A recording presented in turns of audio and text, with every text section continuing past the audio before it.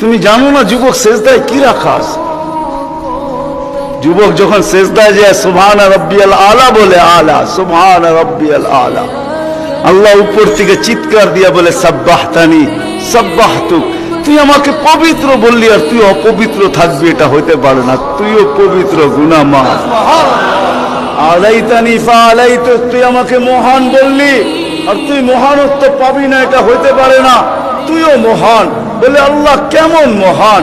বলে তোর জন্য আরশের নিচে গ্যালারি এখনই ঠিক করতেছি, তোকে আরশের নিচে আমি ছায়া দিব, কয়েকটা গ্যালারি দিব তোকে।